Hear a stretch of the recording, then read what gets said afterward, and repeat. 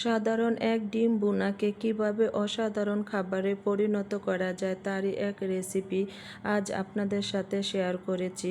আশা করি আপনাদের কাছে ভালো লাগবে। আমি আগে থেকে 8টি ডিম সিদ্ধ করে নিয়েছি। ডিমের খোসা ছাড়িয়ে ডিমের গায়ের পানিটা আমি টিস্যু দিয়ে মুছে নিয়েছি।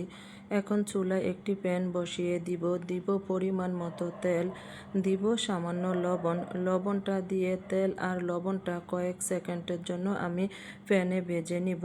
তাতে করে কি হবে, ডিম ভাজার সময় প্যানে লেগে যাবে না, তেল ছিটে গায়ে আসবে না।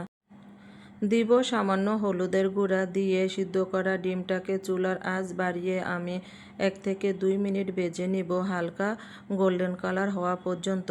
ডিমগুলো আমার ভাজা হয়ে গিয়েছে, এখন আমি এক এক করে তুলে নিব। এখন এই তেলে দিয়ে দিব আস্তা কিছুটা জিরা, দিব 2টা দারুচিনি, দিব একটা তেজপাতা টুকরো করে নেওয়া, দিব 3টা এলাচ দিয়ে কয়েক সেকেন্ড তেলের সাথে ভেজে নিব। দিব পরিমাণ মতো পেঁয়াজ কুচি দিয়ে পেঁয়াজগুলো ভেজে নিব নরম হয়ে আসা পর্যন্ত। কিছুটা নরম হয়ে আসলে দিয়ে দিব 1 চা চামচ আদা পেস্ট, 1 চা চামচ রসুন পেস্ট। আদা রসুনের কাঁচা গন্ধটা চলে যাওয়া পর্যন্ত ভেজে নিব। দিব কিছুটা পানি দিয়ে দিব শুকনো মশলাগুলো।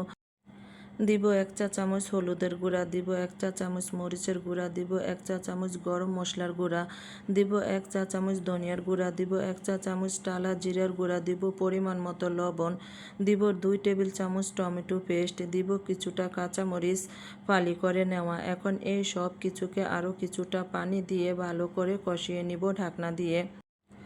অফ ক্যামেরা আমি বেশ কয়েকবার মশলাটাকে নেড়েচেড়ে দিয়েছি, পুড়ে যেতে পারে। আমার মশলাটা খুব ভালোভাবে কষানো হয়ে গিয়েছে। ভালো রান্নার জন্য মশলা কষানো আর মশলার পরিমাণটা খুব গুরুত্বপূর্ণ। এখন ভেজে নেওয়া ডিমগুলোকে আমি 1 থেকে 2 মিনিট মশলার সাথে ভালো করে ভেজে নেব। মশলার সাথে ডিমটা ভাজা হয়ে গেলে দিয়ে দিব পরিমাণ মতো পানি। আপনারা গ্রেভিটা যেরকম রাখেন ওইটার উপর পানিটা ডিপেন্ড করে। পানিটা দিয়ে আমি ভালো করে নেড়েচেড়ে ঢাকনা দিয়ে 8 থেকে 10 মিনিট আর রান্না করে নিব। 10 মিনিট পরে ডিম ভুনাটা কতটা সুন্দর হয়েছে আর কতটা লোভনীয় হয়েছে, খেতেও মাশাআল্লাহ খুব ভালো হয়েছে।